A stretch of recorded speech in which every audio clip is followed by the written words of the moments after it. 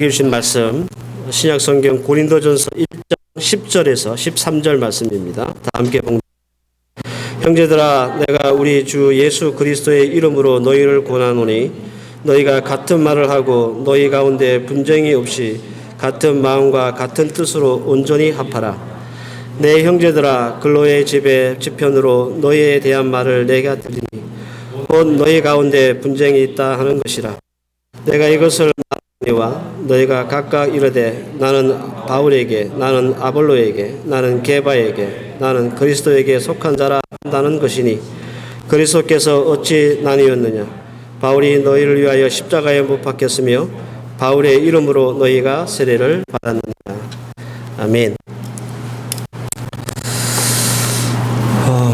구약 또 신약 이렇게 왔다 갔다 하면서 성경에 나와 있는 차례대로 또 하나님의 말씀을 좀 나누고 있는데, 오늘은 신약으로 다시 넘어와서 고린도전서 후서에 대한 말씀을 전하겠습니다.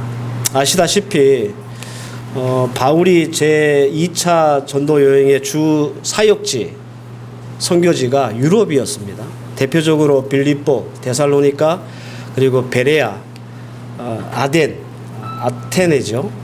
그리고 고린도, 이 5곳입니다. 이 5곳 중에 사도 바울이 가장 오래 머물렀던 곳이 고린도 교회였고, 그리고 바울이 썼던 편지 중에 가장 긴 편지가 고린도 전후서예요. 고린도 전후서는 다른 여타 서신서와 조금 다르게 이렇게 신학적인 이슈보다는 실생활적인, 실용적인 이슈가 훨씬 더 많은 성경입니다. 예를 들어서 제사상에 올라간 음식을 먹어야 되느냐 말아야 되느냐, 혹은 과부가 재혼을 하는 게 맞느냐, 미혼인자들은 결혼을 해야 되느냐 말아야 되느냐, 불신자와 결혼은 어떻게 해야 되느냐, 뭐 이런 것. 그래서 우리가 흔히 우리 일상을 통해서 접할 수 있는 이슈들이죠. 그리고 문제들이기도 합니다. 일상적인 신앙생활에서도 이슈가 좀 있습니다. 대표적으로 은사의 문제, 헌금의 문제, 성찬의 문제, 그리고 부의 문제, 이런 이슈들도 고린도 전후서에 있어요.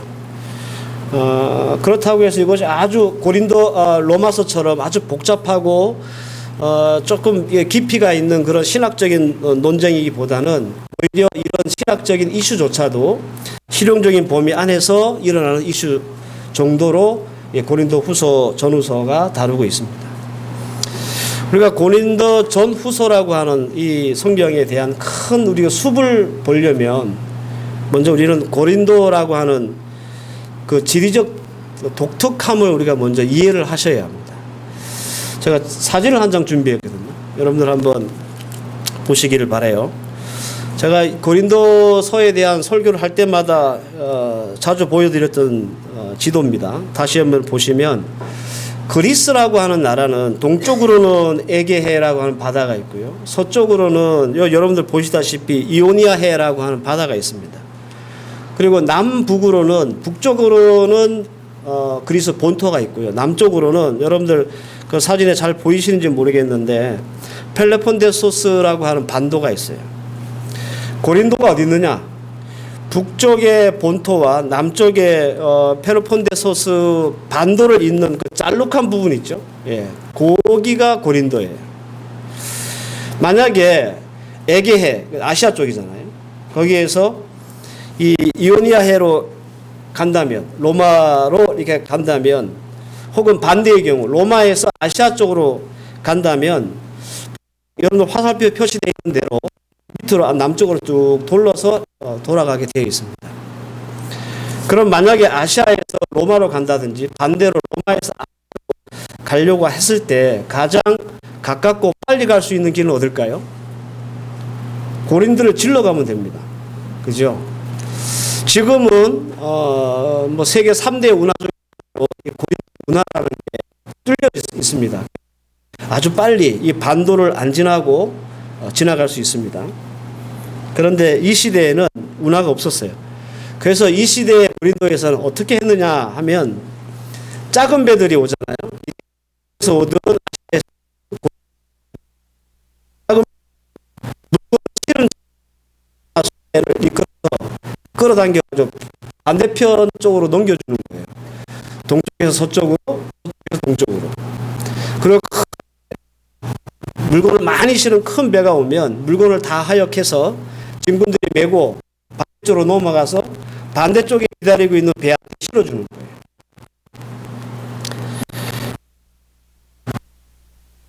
여러분들, 이 고린도 운하의 길이가 6.4km밖에 되지 않아요.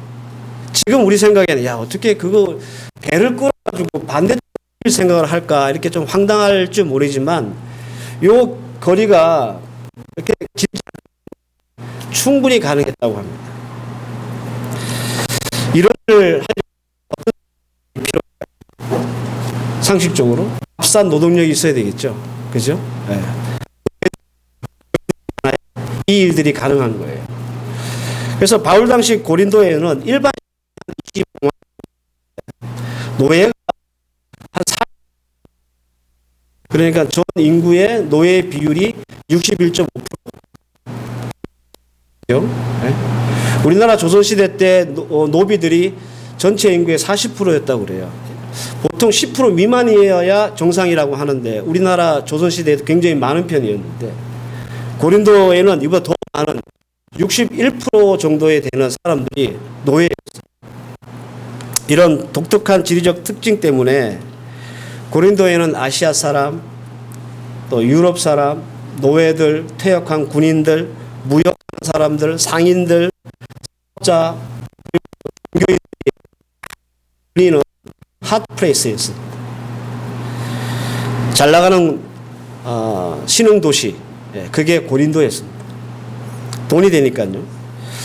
고린도는 앞서 제가 설명해 드린 대로 이렇게 물류 운반 비즈니스가 성행했기 때문에 이와 관련된 사업들도 굉장히 번창했어요. 뭐가 필요할까요, 여러분들? 사람들이 많이 몰리는 지역에 숙박업, 그죠?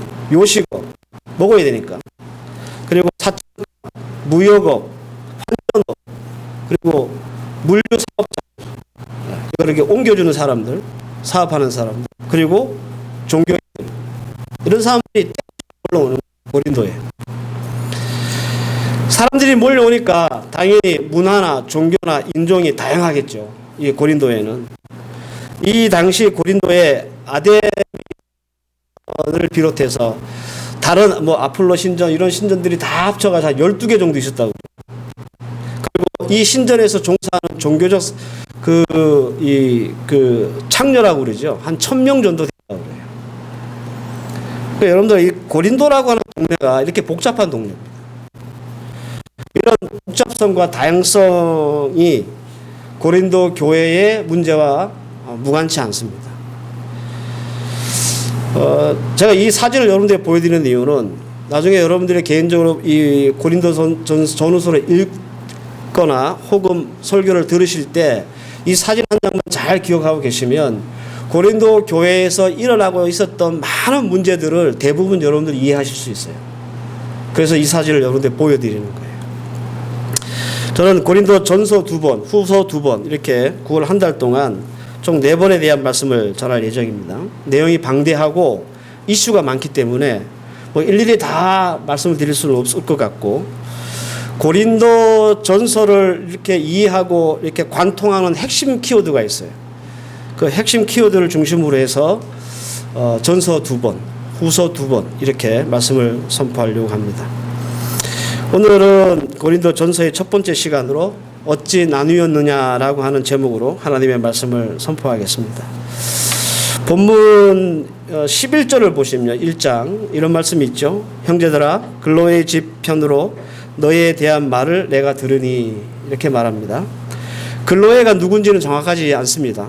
분명한 것은 아마 고린도 교회 성도였을 것이다 라는 거죠. 아마 이 사람이 비즈니스 목적으로 바울이 있는 에베소에 갔다가 거기서 바울을 만나서 고린도의 소식을 좀 전하면서 편지도 같이 전달했던 것 같아요. 그래서 고린도 전서는 고린도 교회에서 보낸 편지에 대한 질문, 거기에 대한 답을 하는 그런 형식으로 되어 있습니다. 앞서 말씀드린 대로 고린도 교회는 많은 문제가 있었습니다. 그 많은 문제 중에 바울이 제일 먼저 언급한 문제가 뭐냐면 분쟁에 대한 문제. 교회에서 파벌이 생긴 거죠. 고린도서 1장 10절 말씀을 보면 너희 가운데 분쟁이 있어 이렇게 말하죠. 11절에도 너희 가운데 분쟁이 있다라는 것이라고 이렇게 말합니다. 어떤 분쟁인가 하면 교회 내에서 파벌이 갈린 거예요. 나는 바울파다. 나는 아볼로파다. 나는 게바파다. 베드로를 얘기하는 겁니다. 나는 그리스도파다. 이런 파벌이 네 개로 나눠져 있었다는 거죠. 파벌의 문제, 분열의 문제는 고린도 전설을 이렇게 우리가 꿰뚫을 수 있는 아주 중요한 키워드이자 그러니까 이 고린도 전설에 이슈가 되었던 모든 문제의 원흉이기도 합니다. 예를 들어서 음행의 문제 있었죠. 그리고 송사의 문제 있었죠. 결혼의 문제 있었죠. 성찬의 문제 있었죠. 은사의 문제 있었죠. 많은 문제들이 마치 종합 세트처럼 이 고린도 교회 안에 문제가 있었거든요. 이 모든 문제를 꿰뚫을 수 있는 키워드가 뭐냐? 바로 이 분열이다라는 겁니다. 저는 참 이상하게 생각해요. 왜냐하면 초대교회 많은 교회들이 있었잖아요. 데살로니가, 빌립보, 골로새 많은 교회들이 있었어요. 물론 그 교회들이 다 사도 바울이 좋거나 사도 바울을 막 적극적으로 따르거나 그런 교회들은 아닐 수 있습니다. 싫어했던 사람도 있어요, 솔직히. 그런데 고린도 교회만 유일하게 패가 갈리는 거예요. 다른 교회 이런 편이 갈리거나 파벌이 생기거나 그렇지 않았거든요. 왜 이 고린도 교회는 이런 파벌의 문제가 있었을까? 저는 이 또한 이 고린도라고 하는 지역이 가지고 있는 영향이라고 생각합니다. 노예의 숫자가 월등히 많았다고 말씀드렸죠. 근데 이 비율이 교회에서도 마찬가지였어요. 고린도 교회 사도 바울이 세워서 1년 6개월 동안 머물러서 목회했는데 그 교회의 60% 70%가 다 노예거나 빈민 출신들이었어요. 그리고 나머지 30% 40% 정도가 나름 성공한 사람들 분류가 되는 거예요. 기본적으로 교회 안에 잘 사는 사람, 못 사는 사람, 상류층, 하류층 이렇게 구분이 되죠. 현재도 마찬가지예요. 우리나라 교회도 마찬가지예요. 조금 돈 있는 성도와 돈 없는 성도, 조금 잘 나가는 성도, 그렇지 못한 성도, 기본적으로 나눠질 수 있습니다. 노예나 혹은 빈민들이 교회를 파벌로 만들었다. 이건 좀 상식적으로 불가능한 일이죠. 그죠? 노예 출신들, 빈민 출신들이 어떻게 파벌을 만들 수 있는 영향력이 있겠습니까? 이건 상식적으로 안 되는 말이에요. 오히려 이들은 어디에 속하거나 휘둘릴 영향이 많지, 막 팔을 만들거나 파벌을 만들어서 어떤 영향력을 행사하기는 사실상 어려운 일이라 그런 말입니다. 그럼 누가 이 파벌을 만들었을까요? 이 고린도 교회 안에 30% 40% 되는 나름 잘 나가는 사람들. 이 사람들이 누굴까요? 고린도 교회, 고린도라고 하는 그 지역을 잘 다시 한번 생각해 보시면서 들어보시면 됩니다. 고린도에 와가지고 다수성관 사업가들, 재력가들, 돈 있는 사람들, 또 태생적으로 신앙적인 우위에 있는 유대인들, 그리고 고린도가 아테네하고 가깝기 때문에 그리스 철학이 굉장히 발달되어 있었어요. 그래서 좀 배웠다는 유식한 지식인들, 그죠? 이런 사람들이 30% 40% 고린도 교회 안에 구성원으로 형성되어 있었단 말입니다. 이 사람들이 파벌을 만들려면 더 유리하겠죠. 아마도 제 생각은 그렇습니다. 아볼로파가 있었는데 아볼로는 굉장히 젊고 스마트하고 똑똑한 사람이었어요. 설교도 엄청 잘하고. 누가 좋아했을까요? 조금 배운 사람들이 좋아했겠죠. 바울이 이 고린도 교회를 개척하긴 했지만 바울은 생긴 것도 좀 그렇고 말도 어눌했어요. 그래서 본인이 스스로 그걸 고백해요. 나는 말에는 잘하는데 글은 안 그렇다. 글은 잘 쓰는데 말은 좀 못한다. 그렇게 얘기했거든요. 그러니까 아볼로를 따르는 사람들은 아마도 이렇게 조금 지식이 많고 똑똑하고 이런 사람이 따랐을 거예요. 게바파가 있는데 게바파 누가 따랐을 것 같아요? 이 고린도 교회 안에 있는 유대인 출신들. 야, 그래도 예수 믿는 신앙이라면 오리지널은 예루살렘이지, 유대인이지, 이런 사람들 있잖아요. 이런 사람들이 개파가 됐을 거예요. 그리고 나머지 뭐 의리파들 있잖아요. 그래도 우리 고린도 교회는 그래도 우리 바울 선생님이 세웠는데 우리가 바울 선생님 지지해야지, 이런 사람들. 분명히 그런 사람들이 나눠졌을 거란 말이에요. 이런 문제가 왜 생기느냐? 지리적인 영향을 받았다라는 겁니다. 이런 지리적인 영향 때문에 분파가 생기고 분열이 되고 파벌이 생긴 거예요. 그리고 이 교회의 모든 문제를 일으킨 원흉, 문제의 근원이 바로 이 분열이다라는 겁니다. 파벌. 우리나라도 뭐 옛날에 소론, 노론 그러면서 나라 말아먹은 역사가 있기 때문에 분열이라는 게 얼마나 위험한지 우리는 역사적으로 잘 체험했습니다. 근데 여러분들, 우리가 이 분열이라고 하는 마스터 키를 가지고 오늘 고린도 교회에서 이슈로 등장하는 모든 문제에 갖다 대보면 다 열려요. 그래서 제가 이 분열이라는 것이 고린도 전서를 이해하는 첫 번째 키워드라 말씀을 드리는 겁니다. 저는 두 가지로 말씀을 드릴 건데, 첫째는 이 분열이라는 것이 얼마나 위험한가에 대한 위험성입니다. 분쟁으로 인한 분열은 여러분들 왜 위험한가? 죄를 교회가 용납하기 때문에 위험합니다. 팔은 안으로 굽죠. 피는 물보다 진하다, 이런 속담 아시죠? 이게 무슨 뜻인지 아실 겁니다. 교회에 분파가 생기고 분열이 생기고 편이 갈리는 일 때문에 어떤 현상이 벌어지냐면 팔이 안으로 굽는 현상이 벌어지는 거예요. 교회 안에서. 고린도 교회에 음행의 문제가 있었습니다. 고린도전서 5장 1절에 나오는데, 너희 중에 심지어 음행이 있다 함을 들으니 이런 음행은 이방인 중이라도 없는 것이라. 누가 그 아비의 아내를 취하였다 하는도다. 아버지의 첩을 아내로 데리고 사는 성도가 고린도 교회 성도 안에 있었다는 거예요. 고린도라고 하는 지역을 제가 이미 설명해 드렸던 것처럼 이 지역은 성적으로 타락한 도시였습니다. 별로 놀랄만한 일이 아니에요. 문제는 교회에도 이런 문제가 있었다는 것이고, 더 심각한 것은 이런 문제가 교회 안에 있는데 교회가 수수방관하고 아무런 조치를 취하지 않았다라는 것이 더 큰 문제라는 거죠.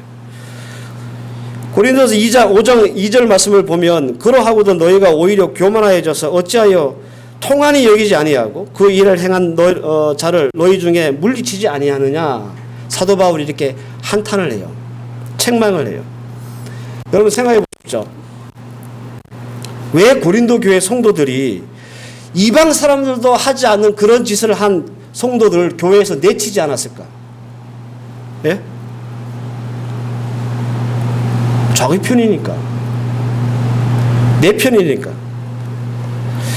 해필이면 죄 지은 사람이 내 편인 거예요. 팔이 안으로 굽게 되는 거예요. 분열이 위험하고 교회에 아주 독초 같은 존재인 이유가 바로 이겁니다. 여러분들, 분열은요, 죄를 용납하고 너그럽게 대해요. 다른 편이 그러면 막 난리를 피우고 어떻게든 무슨 수를 쓰는데, 내 편이 그러면 입을 꾹 닫아. 뭐 그럴 수도 있지, 살다 보면 사람이. 뭐 한 번 그런 거 가지고 뭘 그렇게 난리야. 이렇게 아주 사람의 마음이 너그러워진다고요. 같은 편은 어떤 죄를 지어도 너그럽게 되어 있습니다. 이로 인해서 교회가 죄를 스스로 자정할 수 있는 능력이 떨어지게 되는 거예요. 그리고 한 번 용납한 죄는요, 다시 발생합니다. 이것이 교회가 판례가 되는 거죠. 그래서 다른 편에서 똑같은 죄를 짓잖아요. 만약에 바울파에서 그런 일이 있었다. 그 용납하고 넘어갔어요. 묻고 넘어갔단 말이에요. 그런데 아볼로파 사람 중에 한 명이 또 그런 사람이 생겨요. 그러면 바울파에서 그 사람을 뭐라 할 수가 없는 거야. 왜? 자기 편이었을 때는 용납을 해줬거든요. 남의 파에서 그런 일이 벌어졌는데 또 뭐라고 할 수가 없는 거예요. 그러니까 이게 교회 안에서 죄를 자정할 수 있는 능력도 떨어지고, 어떻게 해요? 교회에서 죄가 만연되는 거예요. 내 자식이 하면 참 예쁜데 남의 자식이 하면 미운 거 있잖아요. 그죠? 딱 그 심리인 거예요. 내 손주가 지하철에서 막 그 좌석에서 뛰고 놀면 참 귀여운데 남의 자식은 아이고 애가 왜 이렇게 벨나느냐 막 이러잖아요.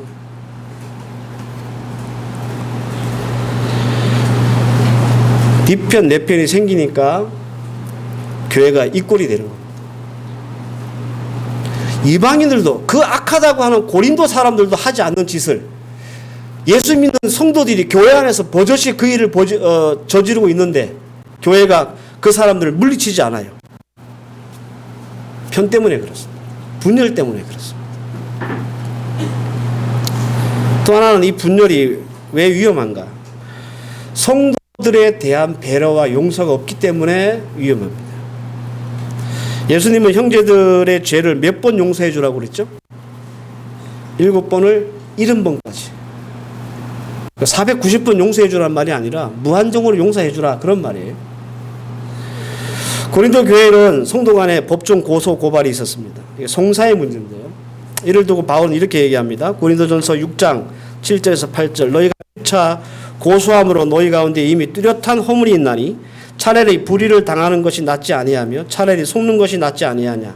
너희는 불의를 행하고 속이는구나. 그는 너희 형제로다. 이렇게 말합니다. 사도 바울이 안타까웠던 것은 교회 안에서 충분히 은혜롭게 해결할 수 있는 일을 굳이 세상 법정까지 가서 고소하고 고발하는 그런 모습을 보면서 너무 안타까운 거예요. 교회에서 왜 그랬을까요? 성도들끼리? 내가 지금 저 성도들한테 사기를 당하고 피해를 입었으니까 그것을 정당하게 보상받기 위해서 고소고발을 했을까요? 아닙니다. 고소고발을 한다는 것은요, 사회적으로 매장하겠다는 얘기예요.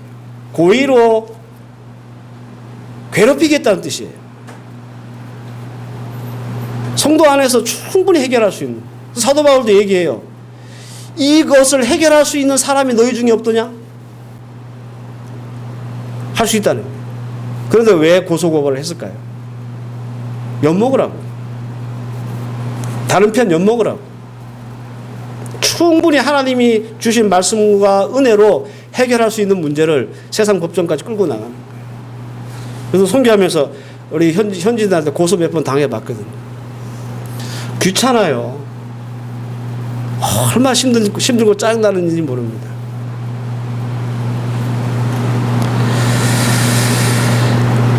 여러분들 제사상에 올라간 음식을 먹어야 되느냐 말아야 되는 문제가 고린도 교회에 있었어요.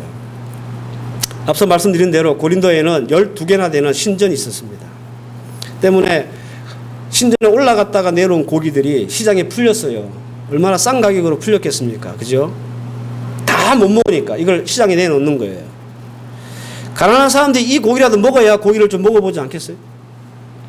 그런데 네 편 내 편이 갈리니까 그 싼 고기라도 어떻게 먹어가지고 자식들 이렇게 입에 고기 한 점 넣어주려고 하는 그런 성도를 향해서 그거 먹으면 죄인이라고 막 손가락질하는 사람이 있었다는 거예요. 정죄하는 사람이 있었다는 거예요.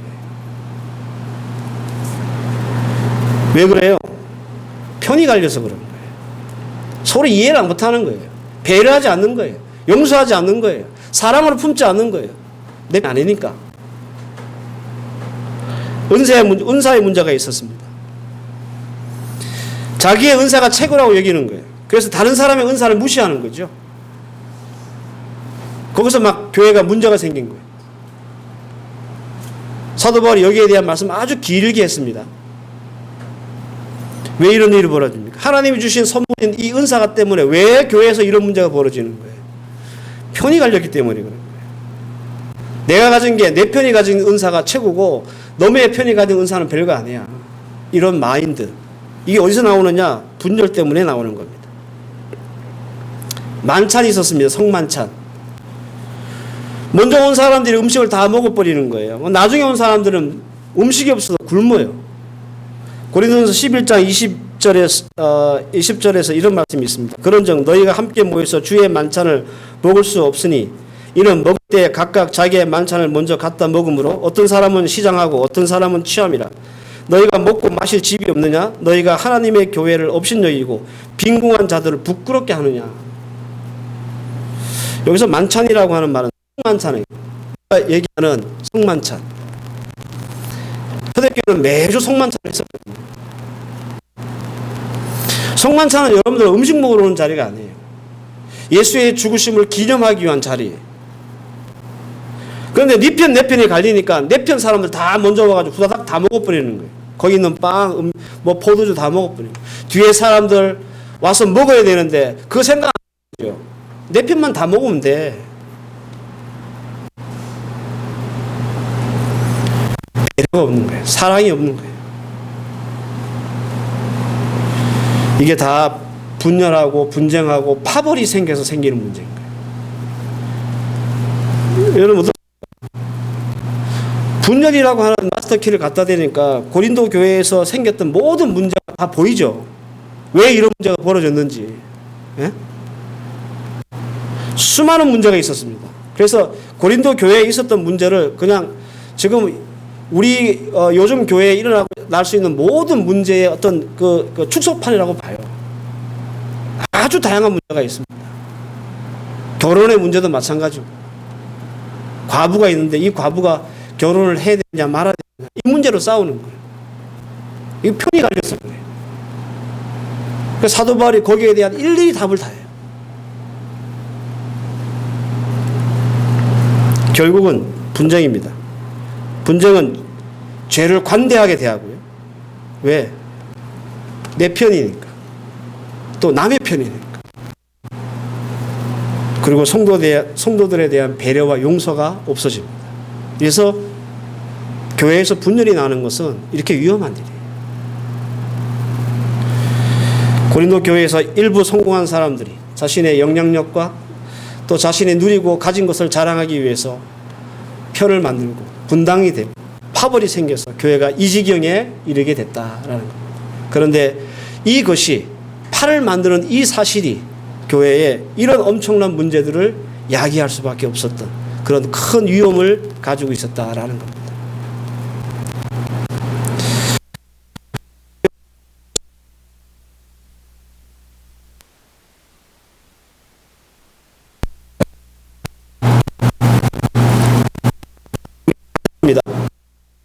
서로 갈라지고 나눠져서 이 문제가 생겼기 때문에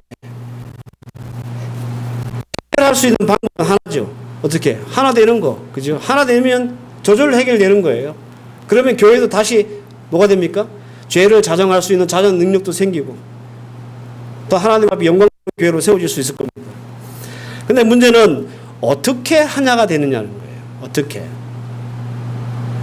네 파벌이 있었잖아요. 그 중에 가장 심센 파를 하나 딱 기준으로 잡아가지고 다 뭐 구조조정하고 흡수통일해가지고 그렇게 그냥 하나로 되는 것이 그게 맞다고 보십니까? 그렇게 하면 됩니까? 여러분들 이런 식으로는 주님 오실 때까지 하나 안 돼요. 절대로 내 파는 하나로 뭉칠 수가 없습니다. 그래서 바울이 처방을 내리는 거예요. 어떤 처방을 내리느냐? 십자가의 도, 그리스도의 도로 다시 하나 되면 된다라고 사도 바울이 말하는 거예요. 고린도전서 1장 18절 십자가의 도가 멸망하는 자에게는 미련한 것이요 구원받는 우리에게는 하나님의 능력이다. 2장 22절 내가 너희 중에 예수 그리스도와 그리스도의 십자가에 못 박힌 것 외에 아무것도 알지 않기로 작정하였느니라. 이런 말씀을 합니다. 쉽게 말하면 이런 거예요. 사도 바울이 이 분열 때문에 교회에 많은 문제를 양상하고 있는 이 고린도 교회를 향해서 방법은 하나밖에 없다.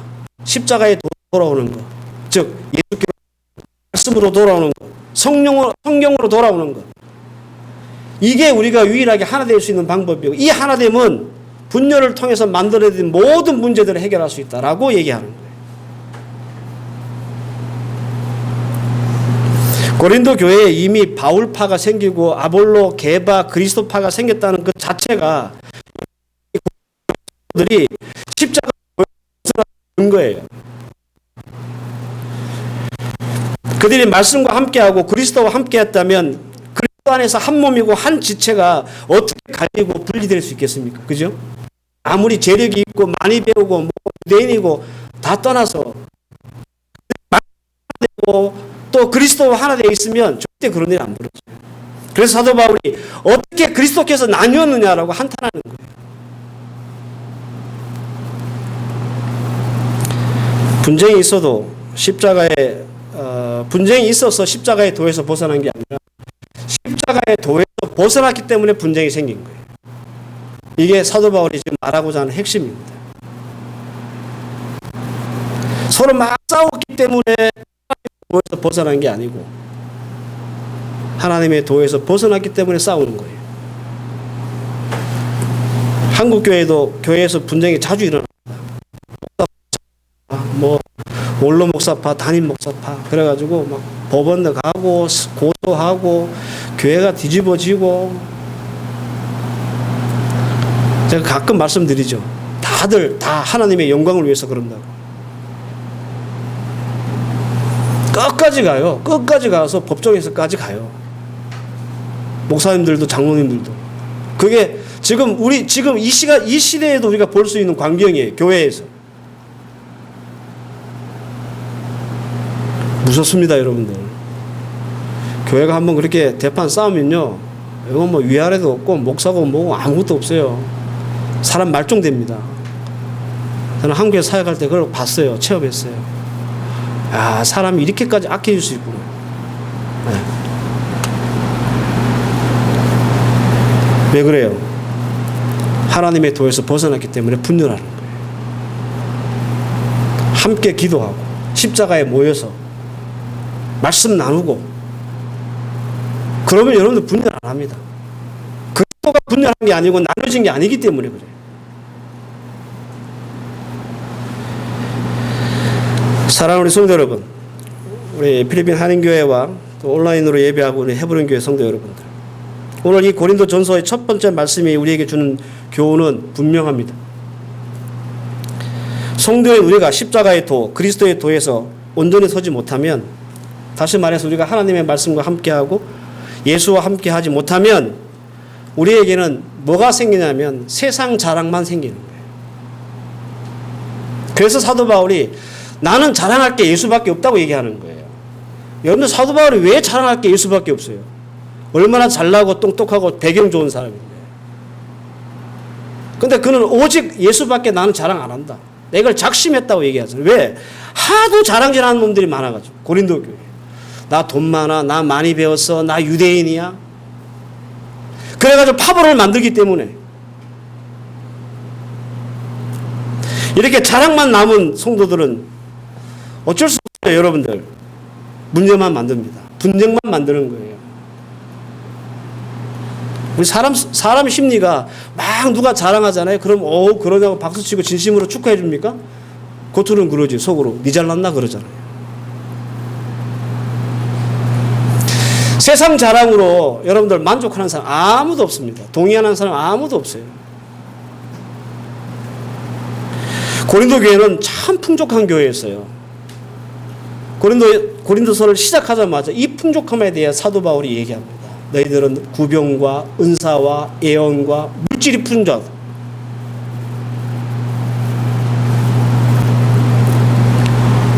그런데 하나님께서 그렇게 넘치도록 이 교회에게 부어줬는데 그들이 남긴 건 뭐예요? 문제. 다른 교회에서는 찾아볼 수 없는 그런 문제가 이 고린도 교회, 많은 것들을 받아서 풍족해 있던 이 교회가 가지고 있었던 아주 고질적인 문제였습니다.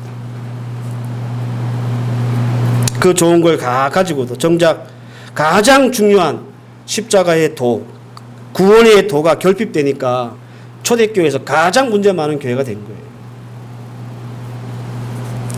그래서 여러분들 우리가 얼마나 가지고 있느냐가 중요하지 않습니다. 십자가 안에서, 그리스도 안에서, 말씀 안에서 내가 그것을 가지고 있느냐 없느냐가 더 중요한 거예요. 8월 초에 문성강교회에서 단기 선교 왔죠. 마닐라에서 하룻밤 자고 이제 마지막 날 출국했는데, 마닐라에서 와서 달리기에서 와서 마닐라에서 이제 식사를 한번 했어요. 같이 한국에서 이제 장로님들이 오셔가지고 이제 위로한다고 식사를 한번 내셨는데, 그때 그 군산 성강교회에서 후원했던 우리 뚜보 빈민가 뚜보 장학생들을 초대했어요. 같이 밥 먹자고. 그러니까 2명이 왔어요.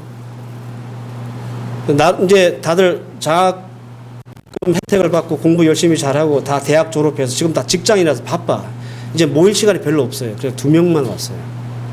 근데 그 중에 한 놈이 하임이라고 하는, 예, 기억나실 겁니다. 여러분들 빈민가 사역 갔을 때 늘 봤던 친구니까. 그 친구가 이번 달이죠. 9월 6일 날 아일랜드를 간대요. 그 사진을 보니까 이렇게 대문 사진에 여자하고 같이 찍은 사진이 있는 거예요.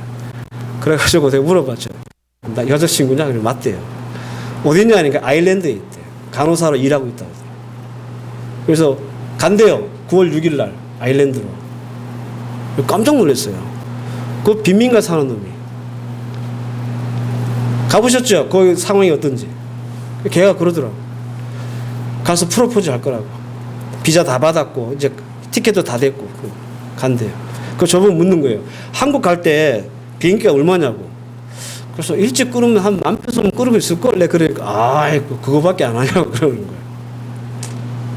내가 학교 졸업 컴퓨터공학과를 나왔는데 돈 엄청 잘 벌어요. 원래 이렇게 가려면 그 잔고 증명 떼야 되잖아요. 그걸 떼서 냈다는 거예요.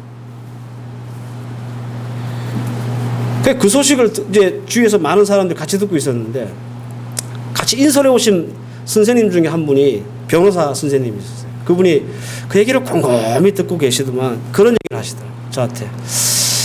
돈을 어떻게 써야 될지 알겠습니다. 그러더라고요. 걔가 마약 했던 놈이었거든. 유피가 누워가지고 마약하고 그래. 해롱해롱 하던 놈. 장학생 돼가지고 군산교회에서 4년 동안 계속 지원했어요. 졸업하고. 새 사람 됐잖아요. 그죠? 그걸 보시고 그 같이 오신 그 교사 그분이 잘 몰랐대요. 지금 이런 상황인 줄. 그냥 얘기만 들었대요. 뚜보 그런 게 있다. 이런 얘기만 들었는데 와서 얘기를 들어보니까 우리 그 군산교회에서 장학금을 후원해가지고 애를 대학을 졸업시켜서 애를 이렇게 만들어놨구나. 걔 내년에 그 뚜보에서 나와서 이사한대요. 그 이제 빈민가 탈출하는 거지. 우리의 목적 중에 하나예요. 돈은 이렇게 써야 하는데 그러시더라고요. 그래서 제가 말씀을 드리는 거예요. 돈이 얼마나 있느냐 없느냐가 중요하지 않고 그 돈이 우리가 예수와 함께 십자가와 함께 말씀과 함께 그게 있느냐 없느냐가 중요한 거예요. 그게 없으면 어떤 사단이 나느냐? 고린도 교회 같은 사단이 나는 거예요. 그렇게 풍족한 교회에서 그것을 더 은혜스럽게 아름답게 만들어내지 못하고 오히려 문제로 만들어냈잖아요. 왜? 그들에게 하나님의 말씀에 구원의 도가 없었기 때문에.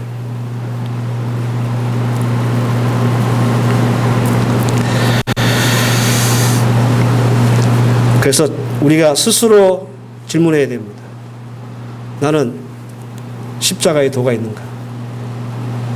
나에게는 구원의 은혜, 그 은혜가 남아있는가? 그래야 내가 뭘 가지고 있든지 그게 유용한 거예요. 우리는 늘 우리가 그냥 많이 갖고 높이 올라가고 많이 누리려고 하죠. 그것만 생각하면 우리는 고린도 교회의 꼴이 나는 거예요. 오히려 내가 우리 주님 앞에 말씀 앞에 온전히 서 있는가, 내가 십자가를 붙들고 있는가, 여러분 이게 더 중요합니다. 그러면 우리가 누리고 가지고 있는 것들을 어떻게 써야 될지 그 방법이 보이는 거예요. 오늘 주신 말씀들 잘 새기시고 내가 가지고 있는 것이 자랑이 아니라 하나님의 은혜가 되는 삶을 위해 이번 한 주 살아드리는 저와 여러분들 되시기를 주의 이름으로 축원합니다. 기도하십시다. 하나님 은혜 감사합니다. 구변도 은사도 예언도 물질도 충분하고 풍족했던 이 교회 왜 이렇게 어렵고 힘든 교회가 됐습니까? 문제 많은 교회가 됐습니까? 왜 분열했습니까? 이들에게 예수 그리스도의 십자가의 도가 없었기 때문입니다. 구원의 도가 없었기 때문입니다. 말씀 안에 쓰지 못했기 때문입니다. 하나님, 우리가 얼마나 많이 가졌느냐가 중요한 것이 아니라 우리가 지금 십자가 앞에 서 있는가, 이게 더 중요하고 우리가 예수 앞에 서 있는가, 말씀 앞에 서 있는가, 이것이 더 중요합니다. 우리 하나님, 이 말씀 들은 우리 성도들 함께 이번 한 주간 살면서 십자가 앞에서 하나님 말씀 앞에서 온전히 살아드릴 수 있는 귀한 주의 백성들 되게 하셔서 우리의 삶을 통해 주께 영광 돌리는 주의 백성들 되게 하옵소서. 예수님의 이름으로 기도하옵나이다. 아멘.